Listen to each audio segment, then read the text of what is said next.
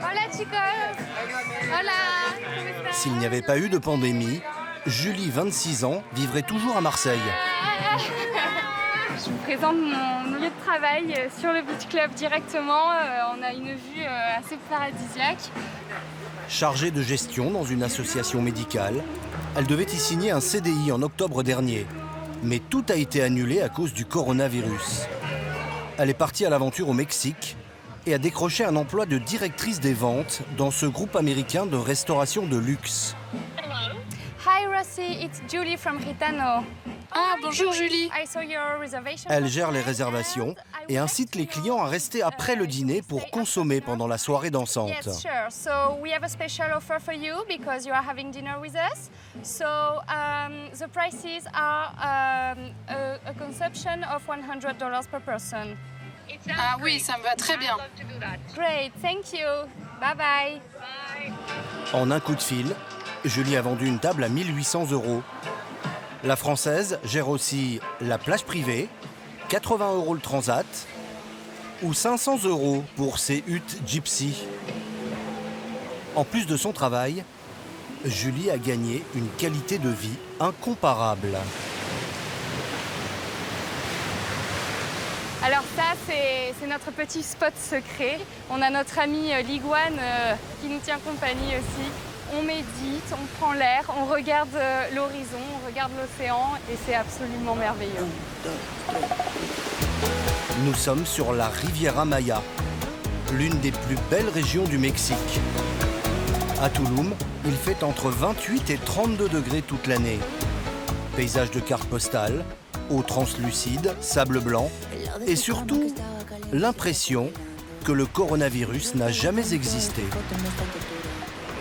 Tulum et ses soirées débridées, ses fêtes clandestines et une ambiance hippie chic qui rappelle les débuts d'Ibiza. La station balnéaire attire des Français qui ont perdu leur travail à cause de la pandémie.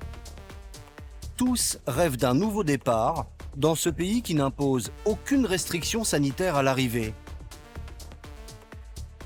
Tulum, une planche de salut, mais pas forcément un Eldorado. Cela commence parfois par un confort spartiate. Florian, 25 ans, loge dans une auberge de jeunesse. Jusqu'en octobre dernier, il était barman près de la frontière franco-suisse. Moi, ça fait depuis le 15 décembre, mais là, j'ai trouvé un travail, du coup, je reste ici. Je voulais repartir en France, mais je peux pas travailler en France parce que je bosse dans la restauration. Il partage sa chambre avec un Colombien Une chambre très basique, très classique. et 2 Argentins. Un style de dortoir, mais un peu plus amélioré, on va dire, parce qu'on a la chance d'avoir un lit double. Salle de bain en commun. On a de la chance, on a de l'eau chaude. C'est très très simple, ça coûte pas cher ici. Donc, Ça coûte combien ici la nuit? ça coûte 180 pesos, c'est l'équivalent de 7-8 €.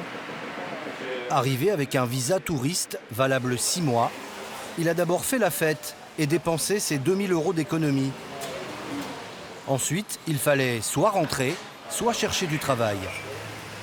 Il a déposé des CV et vient de se faire embaucher comme serveur dans un restaurant de plage en dehors de tout cadre légal. Je n'ai pas de permis de travail, j'ai pas fait la demande. À eux, ça les dérange pas. La vérité, c'est que j'aurai jamais de contrat. Eux, c'est au black, quoi. Un travail au noir, rémunéré 350 € par mois, que Florian arrive à doubler avec les pourboires. Un salaire local équivalent à celui d'un barman mexicain, loin des 3000 € qu'il gagnait en France.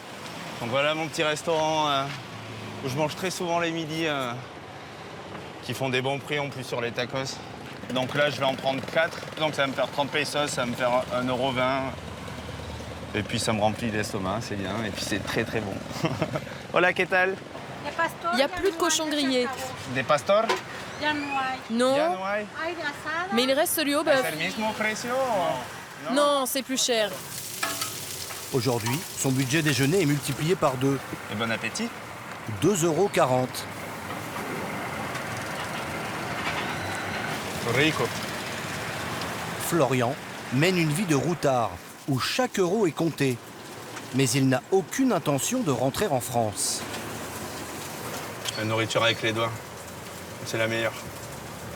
Avec son budget serré, 10 euros par jour, il espère trouver un logement avec plus d'intimité. Mais à Touloum, les loyers flambent. Florian a trouvé une annonce pour une chambre à louer à l'écart du centre-ville, loin des quartiers touristiques. No sé si yo soy al lado de la buena ubicación. Tu vois la peinture sur le mur? Si. Aquí, si. Hola, ¿qué tal? Bonjour, ça va? Si, si. Cette mère de famille a aménagé une chambre de sa maison qu'elle loue habituellement à des touristes.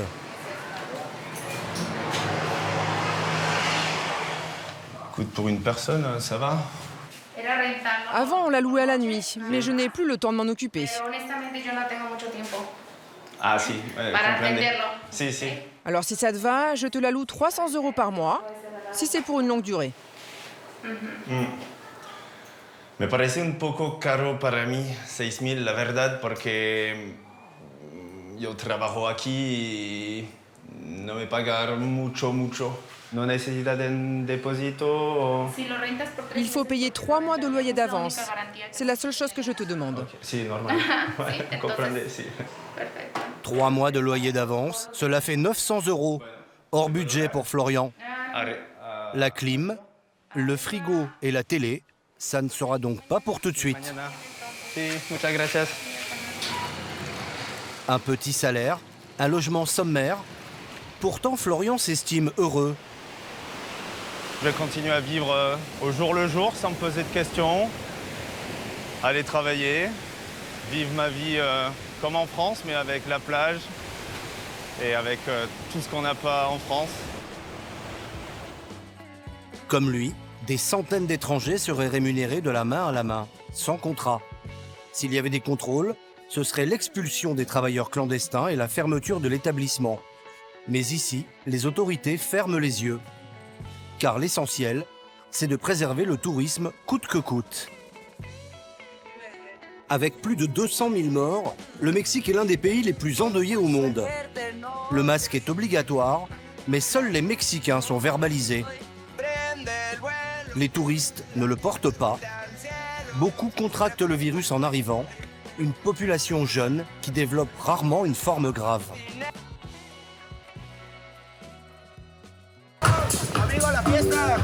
À Touloum, 40 000 habitants, il y a plus de 400 bars, discothèques et restaurants.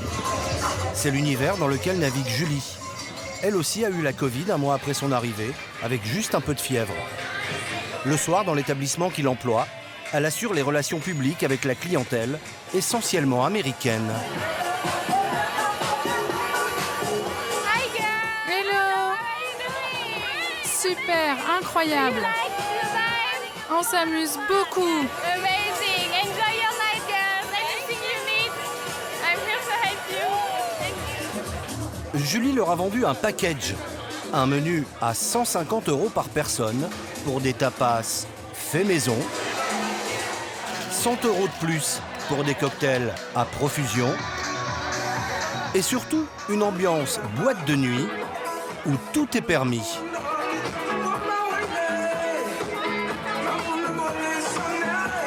Ouais, là on se sent bien là. Comme la ville avant le Covid, la liberté, la fête. Tout va bien. Mélissa, la patronne, se félicite de sa nouvelle recrue. J'ai beaucoup de chance d'avoir quelqu'un comme Julie. Comme elle vient de France, c'est plus classe que d'embaucher un local. Ça donne de la plus-value à notre business.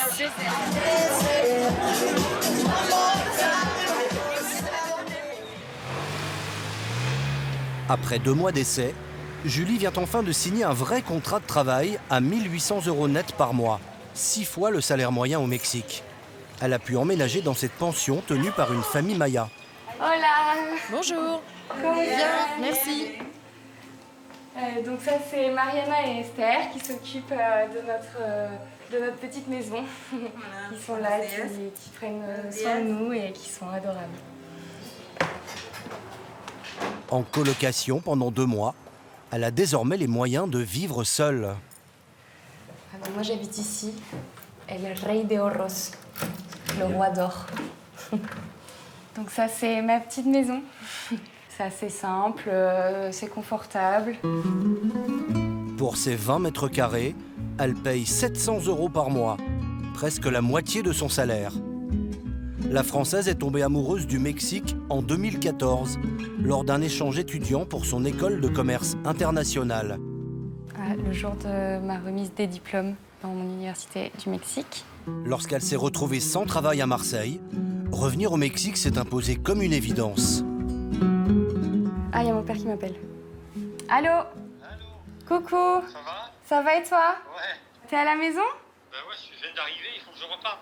Pourquoi tu dois repartir? Couvre-feu? Aïe. Eh oui, c'est assez compliqué. On n'est pas à Toulon, nous. Ceci dit, Julie, j'ai bien regardé les restrictions qu'il y a en ce moment à partir de la France pour sortir de l'Europe. C'est juste pas possible parce qu'il faut un motif sérieux et aller voir juste sa fille, ça suffit pas. Il faut que tu sois malade, ce que je te souhaite pas. C'est compliqué. Bah, à très vite. À très vite. Gros bisous. Ouais, nous aussi, on t'embrasse. Bisous, ciao. Ouais, il me manque quand même. Passer plus de 6 mois loin de ma famille, quand même, c'est pas ce qui ça me plaît pas vraiment. J'ai hâte de leur faire découvrir mon petit monde ici aussi.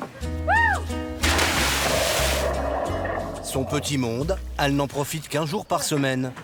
Car comme tous les salariés du tourisme, elle travaille 6 jours sur 7. On se sent seul au monde, au paradis. En el canto de las olas encontré un rumor de luz. La rivière Amaya et ses paysages à couper le souffle. On vient à Tulum pour cela, mais aussi pour la promesse de nuits endiablées dont sont sevrés les fêtards du monde entier. Florian, alias DJ Richie Loda, est versaillais. Hola Adriana. Il jouait dans des clubs, à Paris ou Genève, pour des cachets de 500 à 1500 €. La pandémie a stoppé net sa carrière. Tulum est pour lui une bouée de sauvetage. On hésitait entre Dubaï et Tulum, puisque c'était les destinations qui apparemment étaient assez prisées en ces temps de confinement. Donc voilà, on avait des amis qui étaient à Tulum et qui nous ont dit vraiment c'est ici qu'il faut venir. Florian a trouvé un appartement dans les quartiers populaires. Il faut qu'on installe le matos en plus et tout. Il partage le loyer 600 € par mois avec une amie espagnole, Jessica, agent de DJ. À la base, c'était assez cher et puis finalement, on a négocié. Et puis, comme on reste assez longtemps, au final, on paye pas grand-chose. Pour l'instant, il vivote en jouant de temps en temps dans ce bar au coucher du soleil. Mais il rêve d'intégrer le circuit des fêtes clandestines de Tulum. Celles qui prennent le relais des discothèques qui, en ces temps de Covid, ferment à 1 h du matin. Cette nuit, pour la première fois, Jessica a réussi à le programmer à la Full Moon, dont l'adresse est tenue secrète jusqu'au dernier moment. La localisation vient d'être dévoilée, donc là, on y va. Les organisateurs veulent absolument éviter de dévoiler la localisation de manière précoce parce que le but, c'est d'éviter que la police trouve l'endroit, en fait. Une demi-heure de route, et tout à coup, C'est les navettes. des navettes de la soirée, stoppées au bord de la route. Jessica part aux nouvelles. J'ai entendu police. L'accès à la soirée serait bloqué par la police. Cet homme à droite, qui ferait partie de l'organisation, aurait obtenu la levée du barrage, contre une enveloppe. Je l'ai déjà remise en main propre à 2 patrouilles. Faut pas qu'on se les mette à dos. Ils savent où nous sommes et ils risquent de nous arrêter quand on arrivera là-bas. D'après nos informations, les organisateurs auraient versé ce soir-là environ 4 000 € aux policiers pour qu'ils ferment les yeux. Hola, buenas noches. Sí, soy DJ. Lumière. Et ta lumière. Il faut encore rouler 500 mètres. Ah ouais, c'est Apparemment, il y a un petit peu de monde, ouais. On va voir comment ça se passe.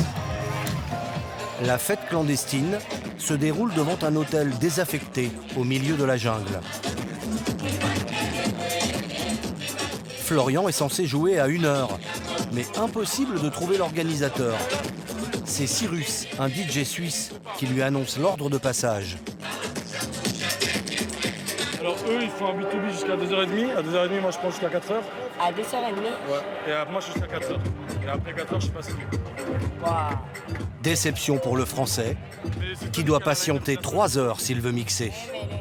Donc soit on décide d'attendre jusqu'à 4h, soit on n'attend pas. Voilà.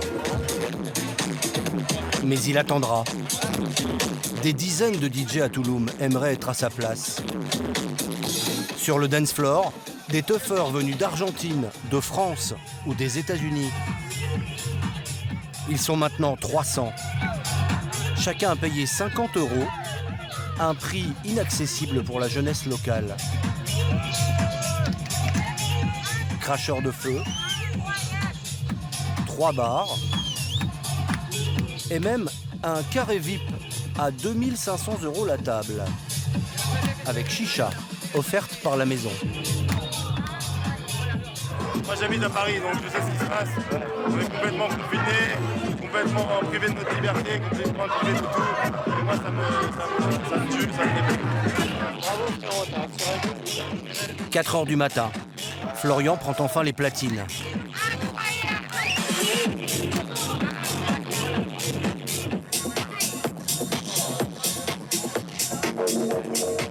Une joie de courte durée.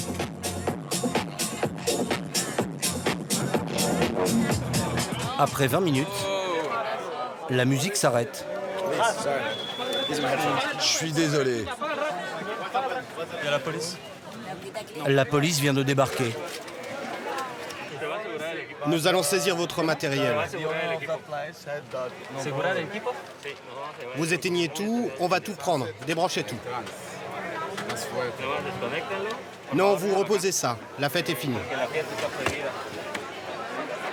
Pas d'arrestation, mais d'après nos sources, les organisateurs n'auraient pas versé assez d'argent pour que la soirée aille jusqu'au petit matin. Et pour récupérer le matériel saisi, il faudra encore verser 1 000 €. Allez, c'est parti. Florian n'a pas pu aller au bout de son set. Il ne touchera que la moitié des 400 € promis. Mais désormais, DJ Richie Loda est dans le circuit. Se faire une place au soleil, c'est l'obsession de beaucoup de ces Français qui sont venus chercher un travail ici. Alors que les fêtards vont se coucher, Anthony entame sa journée avec Guillaume, son colocataire. Donc ça, c'est la plage publique de Touloum. Il y a 2 plages, la plage privée où il y a tous les hôtels, les beach clubs, etc. Ici, c'est la plage publique. Et on le voit, il y a beaucoup plus de monde, de vie. Et c'est la seule qui est accessible sans devoir payer ou quoi que ce soit. Donc c'est vraiment, et puis je trouve que c'est une des plus agréables aussi à mes yeux. C'est parti pour 30 minutes de jogging au milieu des adeptes de méditation, de yoga ou de gonflette. Et à la fin, pour Anthony, le seul bain de mer de la journée. Ah bah si je suis venu ici, c'est pas pour le vacances non plus, c'est parce que j'avais besoin de travail et j'en ai trouvé. Donc aujourd'hui, j'essaie de me concentrer aussi sur l'aspect professionnel ici. En seulement 4 mois, ce Français de 24 ans a connu une fulgurante réussite professionnelle. En France, il travaillait dans l'événementiel, un secteur sinistré avec la pandémie. En octobre dernier, alors qu'il est au chômage, des relations lui proposent de venir au Mexique pour les aider à monter cette boulangerie. Ça s'appelle la baguette, pour garder le cliché français un peu en vie. Donc voilà, ici on retrouve exactement les mêmes produits qu'en France, dans une boulangerie classique, hein. Pain au raisin, des croissants aux amandes, croissants, pain au chocolat. On a du vrai pain. Et je vous assure, en tant que Français, la qualité elle est vraiment là, c'est du vrai pain français. C'est très très agréable. C'est ici qu'un promoteur immobilier français a planté dans le pays le repère, séduit par le dynamisme de ce jeune polyglotte. Anthony travaille désormais à 20 mètres de la boulangerie dans cette agence immobilière. Putain, ça va bien ? 7 jours sur 7, il vend des appartements sur plan dans des résidences touristiques. Vous m'entendez ? Et non, ça marche pas comme d'habitude. Vous m'entendez ou pas? Sa clientèle est à 80% française. Mais à cause de la situation sanitaire, tout se fait par visioconférence. Nous, on était partis sur le studio, comme je te disais l'autre jour. D'accord. Donc au dernier étage, il ne nous reste plus de studio. Donc là, ce serait plutôt le deuxième étage. Deuxième étage, il nous reste 1, 2, 3, 4, 5 qui sont disponibles. Là, t'es sur le deuxième étage. Hein. On est sur le deuxième étage, ils sont juste ici, là. Ouais. Bon, du coup, on part sur ça? Ok. Bon, ben on valide le A210. Ça marche. Ciao. Non, merci. Bonne journée. Merci, Léa. À bientôt. Au revoir. Donc c'est un studio qui fait 45 mètres carrés. Normalement, le prix de base, il est à 139 000 $. Et vu qu'ils achètent en prévente, qu'ils font des apports, ça descend à 122 000 $. En euros, ça fait... Ça fait 100 000 €. 100 000 €. Ouais, pour 45 mètres carrés dans la jungle, à 800 mètres de la plage. Anthony est arrivé il y a moins d'une demi-heure et il a déjà vendu un appartement. Là, on est à, moi je dirais, 2 ou 3 appartements par jour. Mais là, si vous regardez sur le tableau, tout ça, c'est les ventes que j'ai en cours en ce moment, juste moi tout seul. Tout ça, c'est ce que j'ai vendu là en 3 semaines. En 3 semaines? Ouais. Ça fait combien d'appartements? Là, on est à 35. Pour chaque appartement, il touche une commission qui correspond à 1% du prix de vente. J'ai plus de place, moi, du coup. Le mois dernier, Anthony a gagné environ 15 000 €.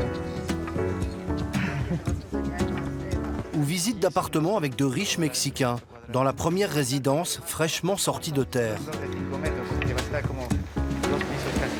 La journée se termine par une visite de chantier avec Christopher, un investisseur français qui parcourt le monde à la recherche de bonnes affaires. Forcément, on prend de l'avance, on a 3 mois d'avance sur le chantier. C'est génial.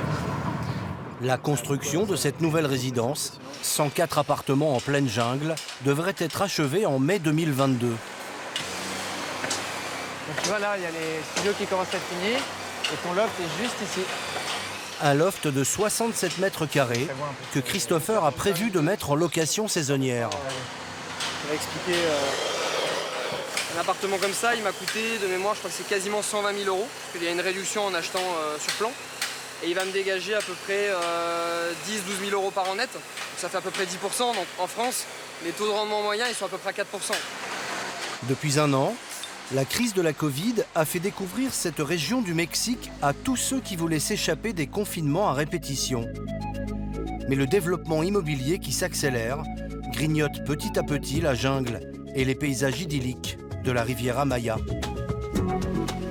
Une nature préservée, du soleil et pas de stress. C'est ce que Gaëtan était venu chercher ici. Son exil mexicain, le rêve de sa vie.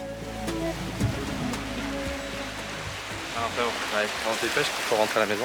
Avec toutes ses économies, cet Auvergnat a acheté il y a 4 ans cette maison, 400 000 €. Il s'est installé avec sa femme Odili, mexicaine, et leurs 2 garçons. Jusqu'à présent, le couple vivait sans travailler grâce aux revenus de sa boîte de nuit française. Ça, donc, c'est l'ouverture de notre établissement à Aurillac, dans le Cantal, le Zinzin. C'était celui qui générait donc l'argent qui nous permettait de vivre ici tranquillement, on va dire. Des dividendes qui lui rapportaient 3 000 € par mois jusqu'au premier confinement. Quand la nouvelle est tombée qu'il fallait qu'on ferme l'établissement, je me suis dit bon, ben, ça va être l'histoire de 2 semaines, 1 mois, le temps qu'on trouve des solutions. Et en fait, non, quoi. Pendant 20 ans, Gaëtan et Odili ont travaillé comme des forcenés dans la restauration, ouvrant tour à tour 5 bars et restaurants à Paris, afin de financer leur projet de Dolce Vita mexicaine.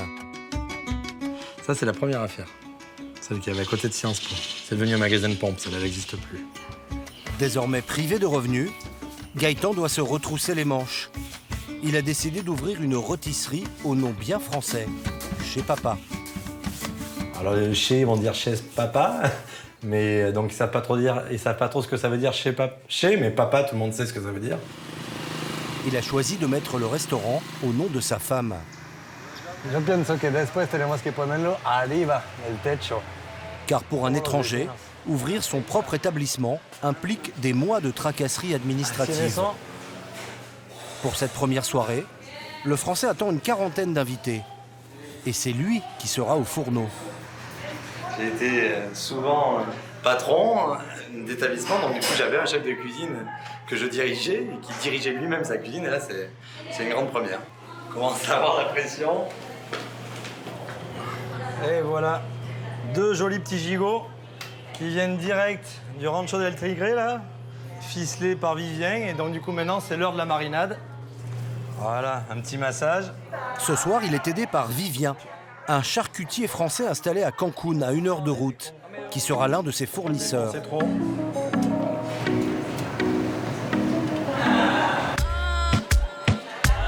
Parmi les clients, des amis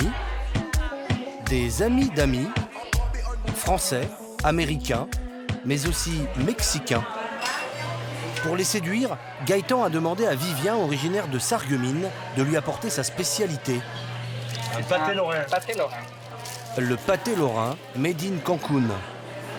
Ce classique de la gastronomie française, du filet mignon dans de la pâte feuilletée, est bien loin des standards de la cuisine mexicaine pimentée.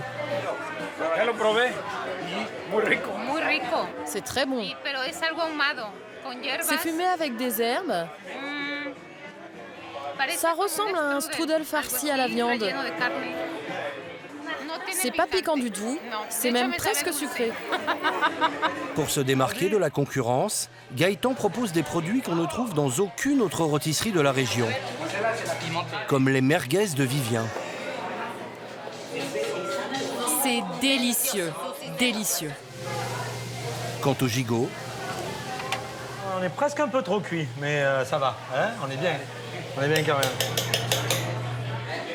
un premier test plutôt réussi, pour des plats qui seront vendus 30% plus cher que dans une rôtisserie mexicaine.